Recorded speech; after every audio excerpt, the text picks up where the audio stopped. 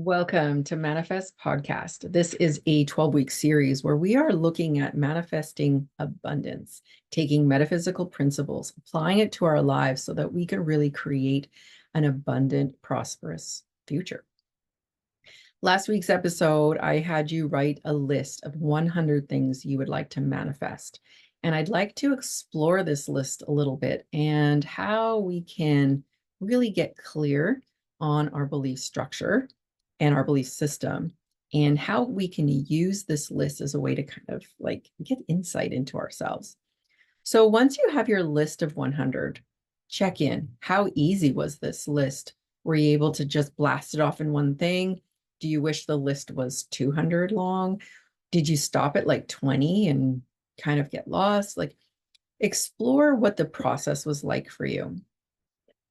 The more we tap into abundance and the real reality that it's an unlimited life that we live, we really get to say what we focus on, what we create, what we manifest.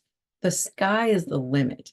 And with that context, a list of 100 really is a drop in the bucket of all that's possible. And if we don't believe that to be true, it's a really great highlight that there could be some belief structure in life that is stopping us from actually seeing that really anything is possible. Now, stepping back a moment and looking at, well, but you mean really anything's possible?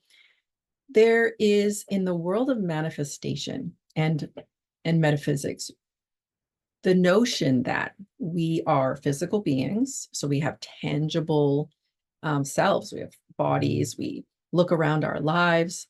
There is a 3D world that we absolutely live in. It's confined by time and space.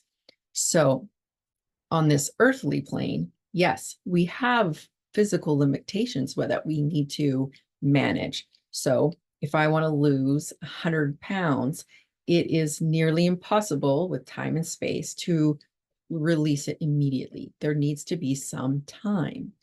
If I want to build a home, there's physical time it actually takes to build something.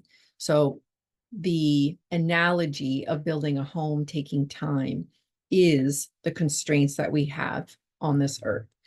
Now, in the non-physical realm, where we speak about who we're being, and it's the sense of more, it's our connection to spirit.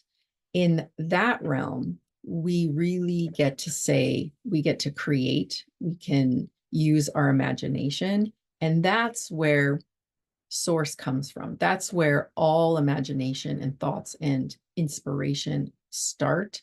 And that's where we get to sit in that anything really is possible. So we just look at it like there's two realms. There's the non-physical realm where we are not constrained by time and space. And then there's the physical realm where we are constrained by time and space. And so differentiating between the two allows us to see things differently.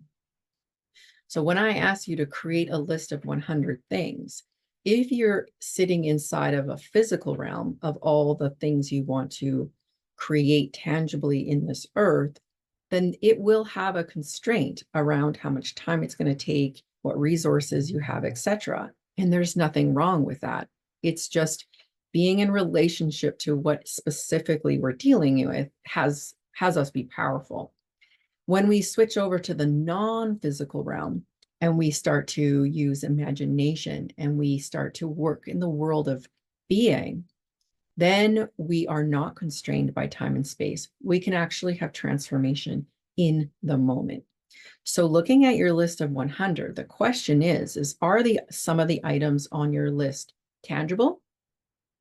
Are they requiring time and space? Do they need to be created in this physical realm?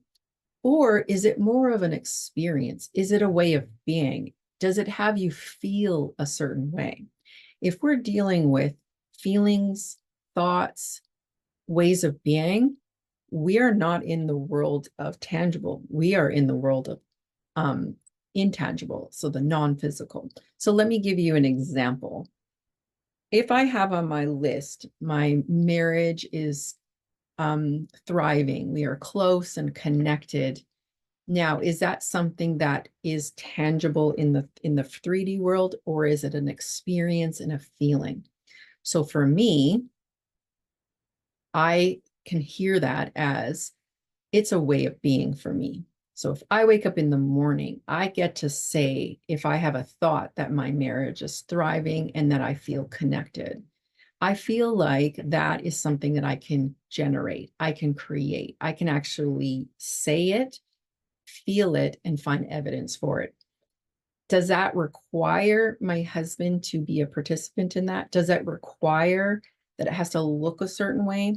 These are all just questions to start to ask yourself. For me, the answer is absolutely not.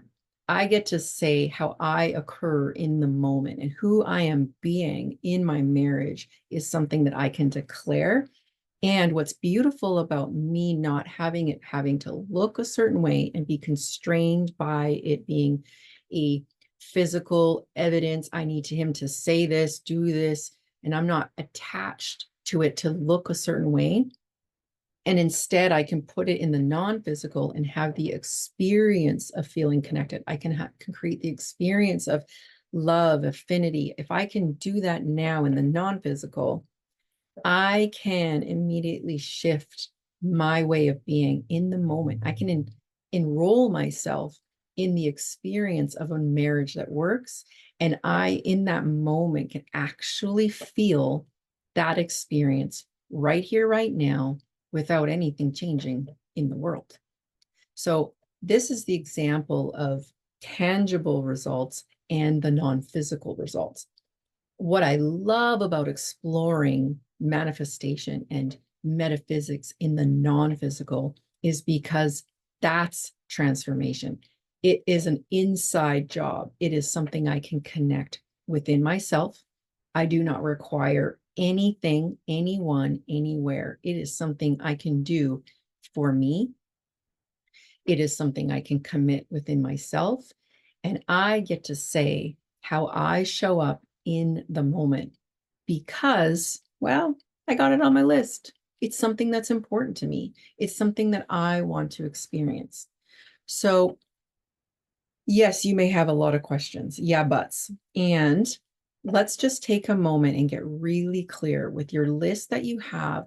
What are the items, whether you want to take out a highlighter and just ask yourself, are there items on my list that is something that I can do as an inside job? If you can start to look at those and start to highlight the ones that, yeah, actually, this is more of an inner experience I'm looking for. I'm looking maybe for some freedom, feeling self-expressed, happy, joyful, laughter, like things that actually I can generate. Those are items that actually can shift in the present moment, and we can experience it immediately. So that's really exciting in the world of like, wow, just by switching, just by focusing, just by putting intention on the experience we want, we actually can be open and have the experience wash over us and truly in the moment have it, that feeling, really be connected.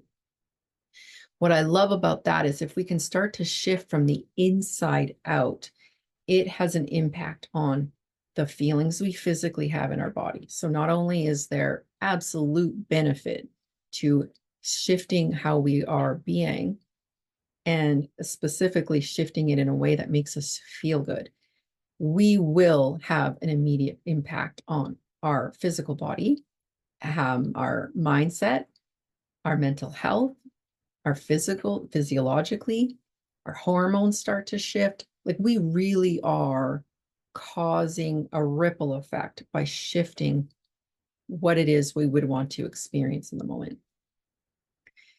Now, if we take this in slow motion, imagine I grab on my list the feeling of being healthy, and vibrant and alive. Now, I have a physical experience I'd love to have, which is lose 10 pounds. But in the meantime, do I have to wait for those 10 pounds to drop before I can feel healthy, vibrant, and alive? No. What if we do it backwards? Instead of I need to have that body to be able to do the work so I can be healthy, what if I say to you, let's start in the non-physical first? So I want to lose 10 pounds. How does that make me feel? If I were to lose those 10 pounds, how will that make me feel? Well, I will feel light and energetic and alive and joyful. Okay, great. Write that down. Now, let's put that in the non-physical realm. What if we were to take that way of being and start being it now? That's our access to having the results we want. It's finding why and what that experience is. How does that make us feel? Let's take that back and start being that now in the present moment. So today, if I take on the experience of being alive and joyful and energetic just now, without any evidence, if I actually just say, today is the day I'm going to feel this way, what starts to occur, like I said before, is that experience becomes a possibility. It becomes a way of being that we can call to us. And before you know it, something can start to shift. Our mind will start to shift. We'll start to feel the music that's playing on the radio. It'll lift us up. We might get a phone call where the person's just in a great mood and you start to laugh. And all of a sudden, there it is. That experience is here and now. If we take that on as a declaration that every day I'm going to be this, well, heck, imagine the ripple effect over time, how it can infiltrate not only the area where I want to have power around my weight, but what about all areas? What if it influences my marriage? What if it influences how I connect with my children, the person I meet in the supermarket? Like, the ripple effect doesn't end. And what's beautiful about it is how we are in one area will impact everywhere. So we can allow, can we be open? Like, who do you need to be to allow this experience to actually work on you? If you're feeling any sort of yeah buts and resistance, just allow that to be there, because the brain wants to figure it out. We want, like, what are you talking about? We want to know, how does this work? What if it doesn't matter? What if I say that who you're being now actually makes a difference in all areas of your life? So who do you want to be? Well, it can be overwhelming to think, I don't know, who do I want to be? Well, let's go back to that list of 100 things that you want to manifest and find it in there. So in this list, why do you want to create the backyard garden? Why do you want to have a connected friendship with the neighbor you have next door? Why do you want to update your wardrobe, and et cetera, et cetera? So when you look at your list, ask yourself why. Why does it matter to you? Why is my list different than yours? It's because what's on my list matters to me in my life right now, and your list matters to you. So really lean in, ask yourself, if I had all this happen in my life, who would I get to be? What would that make available? How would my life transform? Start writing that down, capture it, because these words that start to show up for you, like, I feel free, I feel self-expressed, I feel alive, like whatever it is for you, those are your magic words. Those are the ones that you want to highlight and keep close to you. Put it on a sticky note, write some affirmations, get a vision board, like, surround yourself with those feelings, because we're human. And it's just, as soon as we create all this, as soon as this podcast's over, something else will come into your existence and take you away and send you in a different direction. So how do we keep ourselves steady, connected, and like in alignment with this? Well, it's surrounding ourselves with the messages that we so want to be embodying. And if it means re-listening to this podcast, if it means putting up the vision board, like take time and actually create the environment that lights you up. When you wake up in the morning, what are the first thoughts that you want to feel, or sorry, first thoughts you want to think? And how do you want it to make you feel? So, what could you create in your environment when you wake up in the morning? Change your screensaver on your phone. Have an alarm message that says something positive. Put your favorite song on. Like, it doesn't matter. There's so many ways to keep this in your life, keep connected to it so that it becomes just part of your everyday. The more we practice this muscle and make it the muscle that is the important muscle, just like if you were to go to the gym, if I only work my upper body and I don't work my lower body, something's going to be out of proportion. So if this is important to you, and then it's the one you're going to work on, it will gain. It will gain, and it becomes who you are. And so if you don't work other muscles, like let's say the negative self-talk, being around people that aren't inspiring, like really cleaning up what doesn't work for you, we start to exercise the muscle that works for us and detract from what isn't. Well, all of a sudden the shifts will start to occur where before you know it, it starts to work on you.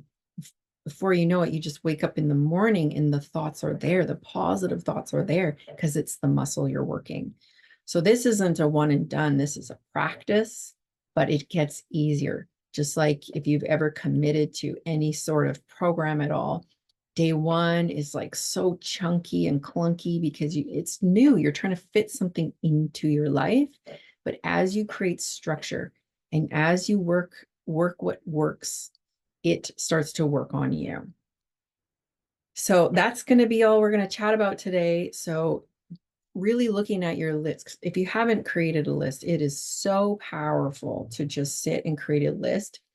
And I'd love for you to go through your list and really hone in on what does this list say about you and who do you get to be when this list is fulfilled? And more importantly, who do you get to be while you're manifesting things in reality? Because like I said, it takes time for some of these things to manifest. It's a journey. So who do you want to be while you're on your journey? You don't want to be waiting for the end to finally feel happy and excited. What if you get to be happy and excited along the way? That's what we're up to. So with that, have an amazing week, and we'll see you here next Sunday at the Junction.